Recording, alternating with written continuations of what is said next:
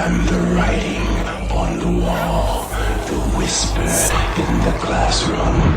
Without these things, I am nothing. So now I must shed innocent blood.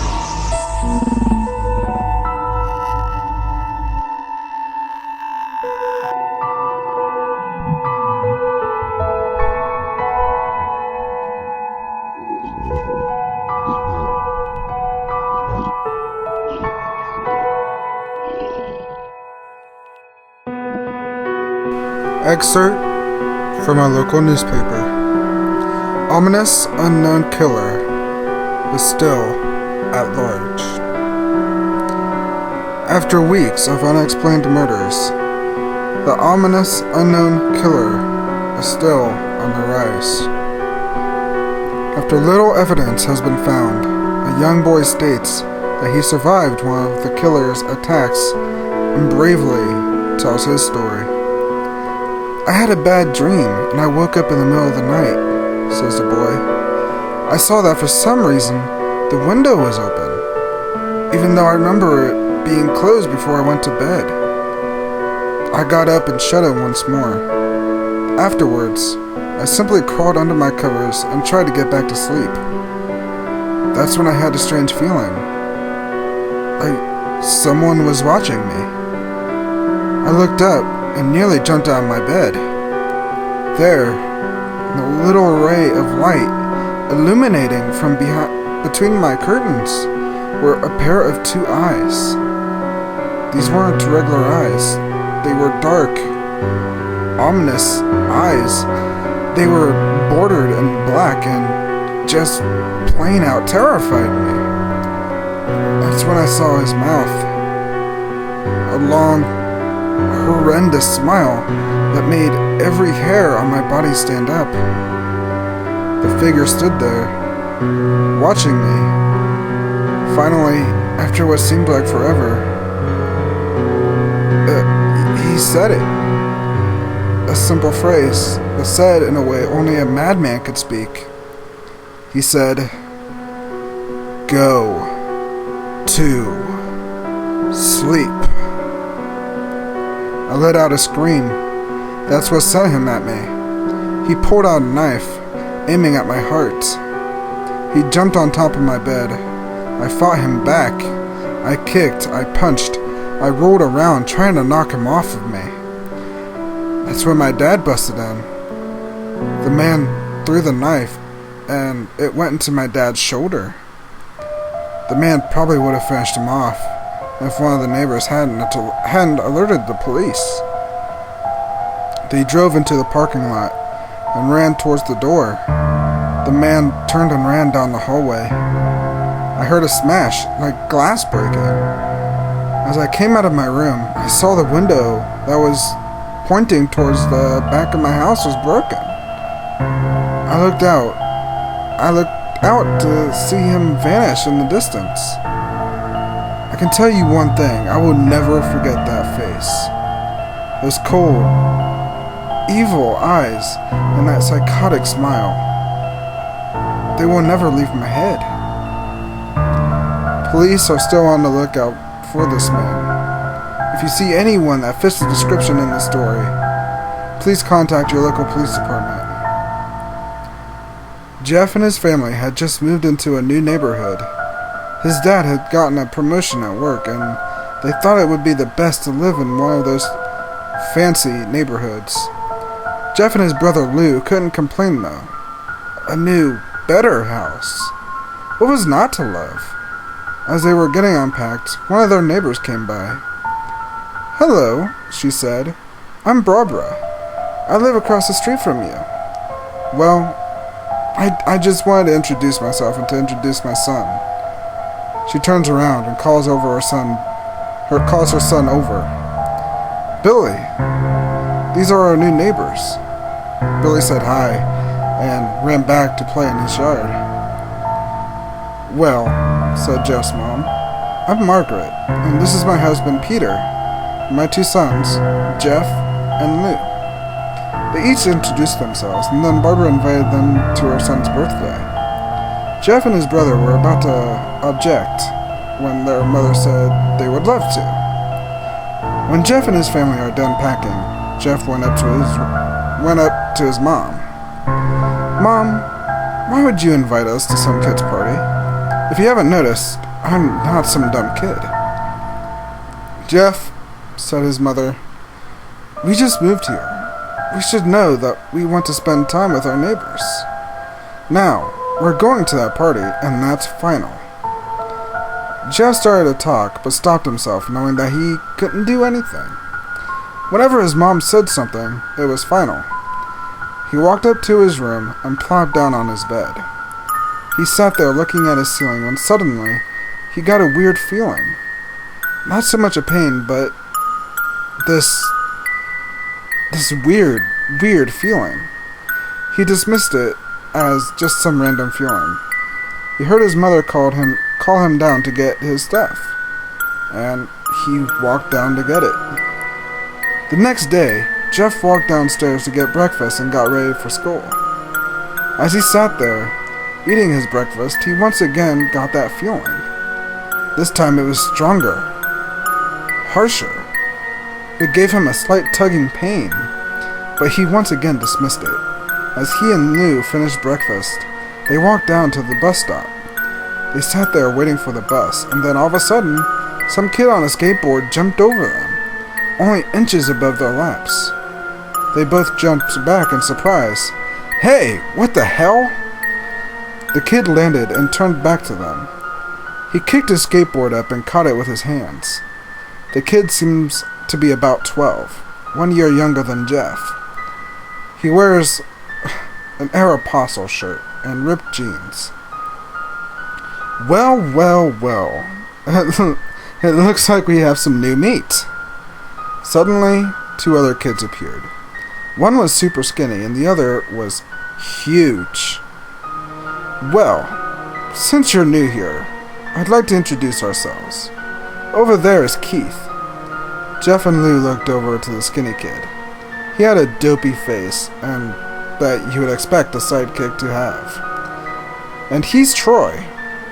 They looked over at the fat kid. Talk about a tub of fucking lard. This kid looked like he hadn't exercised since he was fucking crawling. And I, said the first kid, am Randy. Now, for all the kids in this neighborhood, there is a small price for bus fare, if you catch my drift. Lou stood up, ready to punch the lights out of the kid's eyes, when one of his friends pulled a knife on him. Tisk, tisk, tisk. I had hoped you would be more cooperative, but it seems we must do this the hard way. The kid walked up to Lou and took his wallet out of his pocket. Jeff got the feeling again. Now, it was truly strong and almost unbearable. A burning sensation. He stood up, but Lou gestured him to sit down. Jeff ignored him and walked up to the kid. Listen here, you little punk. Give back my bro's wallet or else. Randy put the wallet in his pocket and pulled out his own knife. Oh? And what will you do? Just as he finished the sentence, Jeff popped the kid in the nose. As Randy reached for his face, Jeff grabbed the kid's wrist and broke it. Randy screamed, and Jeff grabbed the knife from his hand. Troy and Keith rushed Jeff, but Jeff was too quick. He threw Randy to the ground. Keith lashed out at him, but Jeff ducked and stabbed him in the arm. Keith dropped his knife and fell to the ground screaming. Troy rushed him too, but Jeff didn't even hit the knife. He just punched Troy straight in the stomach and Troy went down. As he fell, he puked all over. Lou could do nothing but look at amazement at Jeff. Jeff, how'd you... What was all... That was all he said. They saw the bus coming and knew they'd be blamed for the whole thing. So they started running as fast as they could. As they ran, they looked back and saw the bus driver rushing over to Randy and the others. As Jeff and Lou made it to school, they didn't dare tell what happened. All they did was sit and listen. Lou just thought of that as his brother beating up a few kids. But Jeff knew it was more. It was something scary. As he got that feeling, he felt how powerful it was. The urge to just hurt somebody. He didn't like how it sounded, but he couldn't help feeling happy. He felt that strange feeling go away, and stay away for the entire day of school. Even as he walked home, due to the whole thing near the bus stop, and how now he probably wouldn't be taking the bus anymore, he felt happy. When he got home, his parents asked him how his day was, and he said in a somewhat ominous voice, "Mother, it was a wonderful day." Next morning, he heard a knock at his front door. He walked down to find 2 police officers at the door, his mother looking back at him with an angry look. "Jeff, these officers tell me you attacked 3 kids. That it wasn't regular fighting, and that they were stabbed." "Stabbed, son?" Jeff's gaze fell to the floor, showing his mother that was true. "Mom, they were the ones who pulled the knives on me and Lou."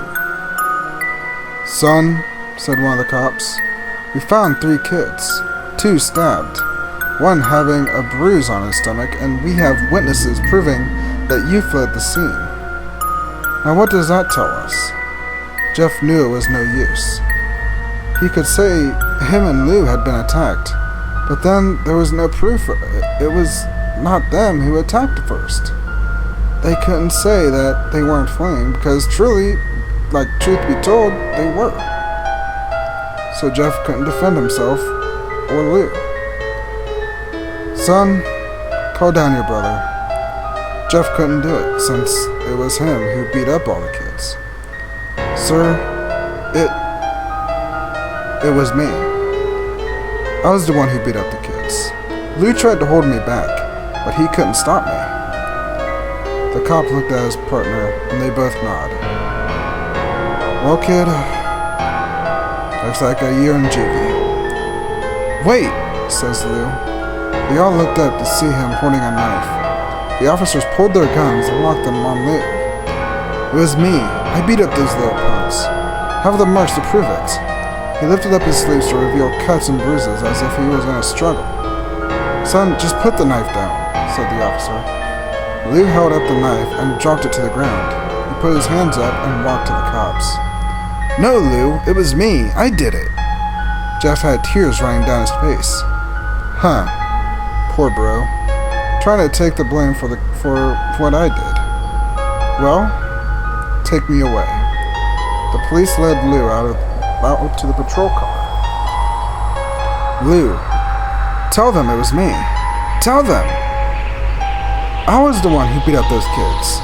Jeff's mother put her hands on his shoulders. "Jeff, please. You don't have to lie. You know it was Lou. You can stop." Jeff watched helplessly as the cop car speeds off with Lou inside. A few minutes later, Jeff's dad pulled into the driveway, seeing Jeff's face and knowing something was wrong. "Son? Son, what is it?" Jeff couldn't answer. His vocal cords were strained from crying. Instead, Jeff's mother walked his father inside to break the bad news to him as Jeff wept in the driveway. After an hour or so, Jeff walked back in the house, seeing that his parents were both shocked, sad, and disappointed. He couldn't look at them. He couldn't see how they thought of Lou when it was his fault. He just went to sleep, trying to get the whole thing off his mind. 2 days went by, with no words from Lou at JDC. No friends to hang out with, nothing but sadness and guilt. That is, until Saturday, when Jeff woke up by his mother with a happy, sunshiny face. "Jeff, it's the day," she said as she opened up the curtains and let light flood into his room. "What? What's today?" asked Jeff as he stirs awake. "Why, it's Billy's party." He was now fully awake. "Mom, you're joking, right? You don't expect me to go to some kid's party after..." There was a long pause. "Jeff, we both know what happened. I think this party could be the thing that brightens up the past few days. Now get dressed. Jeff's mother walked out of the room and downstairs to get ready herself. He fought himself to get up. He picked out a random shirt and a pair of jeans and walked downstairs. He saw his mother and father all dressed up. His mother in a dress and his father in a suit. He thought, why, they would ever wear such fancy clothes to a kid's party. Son, is that all you're gonna wear? Said Jeff's mom. Better than wearing too much, he said. His mother pushed down the feeling to yell at him and hid it with a smile. Now, Jeff, you may be overdressed, but this is how you go if you want to make an impression, said his father. Jeff grunted and went back up to his room. I don't have any fancy clothes, he yelled downstairs. Just pick out something, called his mother. He looked around in his closet for what he would call fancy. He found a pair of black dress pants and he had for a special occasion and an undershirt. He couldn't find a shirt to go with it though. He looked around and found only striped and patterned shirts, none of which go with the dress pants. Finally, he found a white hoodie and put it on. You're wearing that? They both said. His mother looked at her watch. Oh no. No time to change. Let's just go, she said as she herded Jeff and his father out the door. They crossed the street over to Barbara and Billy's house. They knocked on the door, and at it appeared that Barbara, just like his parents, way overdressed. As they walked inside, all Jeff could see were adults. No kids. The kids are out in the yard, Jeff. How about you go and meet some of them, said Barbara. Jeff walked outside to a yard full of kids. They were running around in a weird cowboy costumes and shooting each other with plastic guns. He might as well be standing in a Toys R Us. Suddenly, a kid came up to him and handed him a toy gun and hat. Hey, wanna play? He said. Ugh. No, kid. I'm way too old for this shit. The kid looked at him with the weird puppy dog face. Please? Said the kid. Fine, said Jeff. He put on the hat and started to pretend to shoot at the kids. At first, he thought it was totally ridiculous. But then, he started to actually have fun. It might not have been super cool, but it was the first time he had done something that took his mind off of Lou. So he played with the kids for a while, until he heard a noise. A weird rolling noise. Then it hit him. Randy, Troy, and Keith all jumped over the fence on their skateboards. Jeff dropped the fake gun and ripped off the hat. Randy looked at Jeff with a burning hatred. Hello, Jeff, is it? He said. We have some unfinished business. Jeff saw his bruised nose. I think we're even. I beat the crap out of you. And you got my brother sent to JDC. Randy got an angry look in his eyes. Oh no.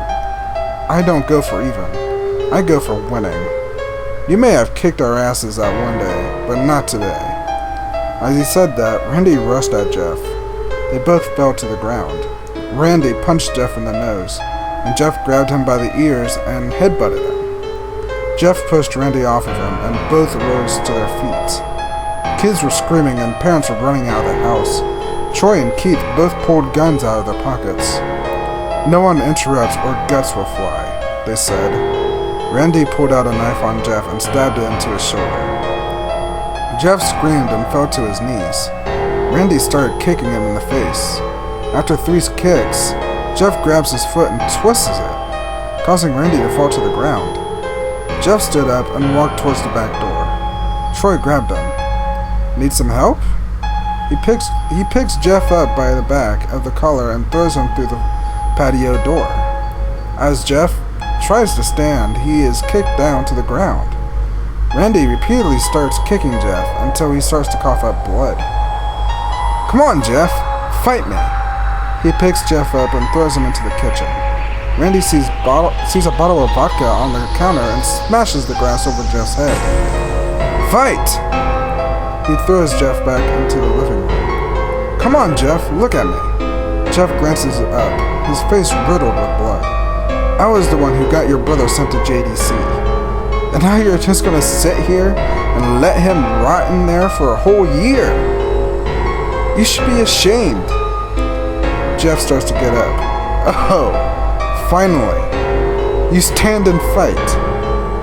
Jeff is now to his feet, blood and vodka covering his face.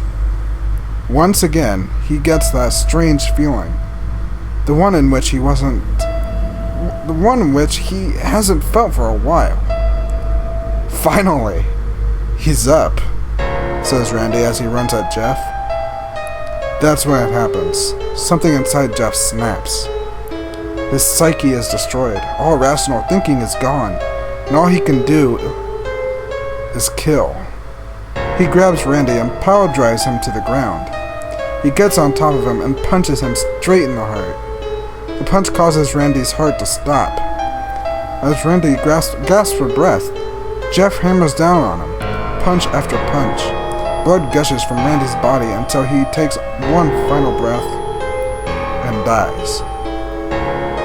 Everyone is looking at Jeff now. The parents, the crying kids, even Troy and Keith, although they easily break from their gaze and point their guns at Jeff.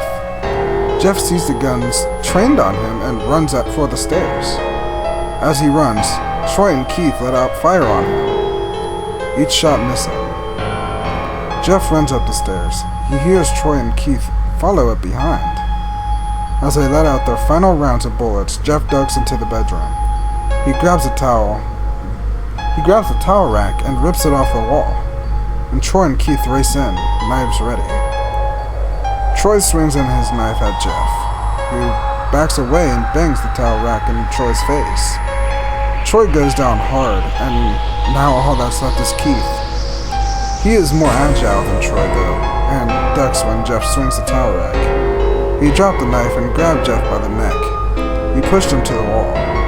A thing of bleach fell down on top of him from the top shelf. It burned both of them and they both started to scream. Jeff wiped his eyes out as best as he could. He pulled back the towel rack and swung it straight at Keith's head. As he lay there, bleeding to death, he let out an ominous smile. "What's so funny?" asked Jeff. Keith pulled out a lighter and switched it on. "What's funny," he said, "is that you're covered in bleach and alcohol." Jeff's eyes widened as Keith threw the lighter at him. As soon as the flame made contact with him, the flames ignited the alcohol in the vodka. While the alcohol burned him, the bleach bleached his skin. Jeff let out a terrible screech as he caught on fire. He tried to roll out the fire, but it was no use. The alcohol had made him a walking inferno. He ran down the hall and fell down the stairs. Everybody started screaming as they saw Jeff, now a man on fire, drop to the ground, nearly dead. The last thing Jeff saw was his mother and the other parents trying to extinguish the flame. That's when he passed out. When Jeff woke, he had a cast wrapped around his face. He couldn't see anything, but he felt a cast on his shoulder and stitches all over his body. He tried to stand up, but he realized that there was some tube in his arm, and when he tried to get up, it fell out, and a nurse rushed in. "I don't think you can get out of this bed just yet," she said as she put him back in his bed and reinserted the tube. Jeff sat there, with no vision, no idea what his surroundings were. Finally, after hours, he heard his mother. "Honey, are you okay?" she asked. Jeff couldn't answer though. His face was covered, and he was unable to speak. "Oh, honey, I have great news. After all the witnesses told the police that Randy confessed of trying to attack you, they decided to let Lou go." This made Jeff almost bolt up, stopping halfway, remembering the tube coming out of his arm. "He'll be out tomorrow, and then you two will be able to be together again." Jeff's mother hugs Jeff and says her goodbyes. The next couple of weeks were those where Jeff was visited by his family. Then came the day where his bandages were to be removed. His family were all there to see it. What he would look like. As the doctors unwrapped the bandages from Jeff's face, everyone was on the edge of their seats.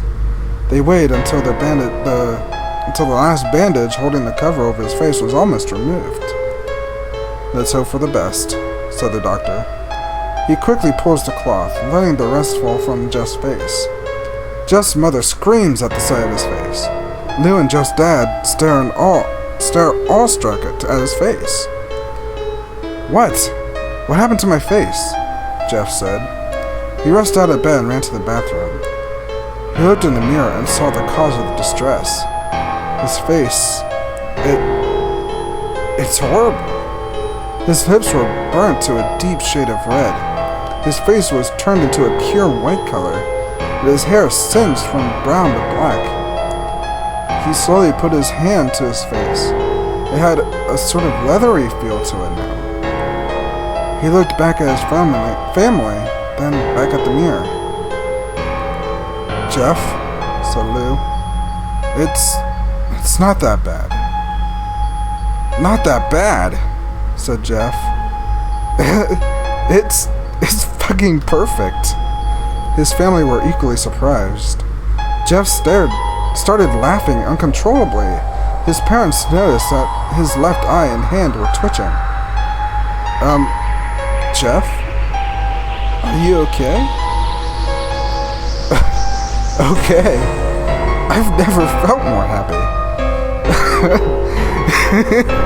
"Look at me. This face goes perfectly with me."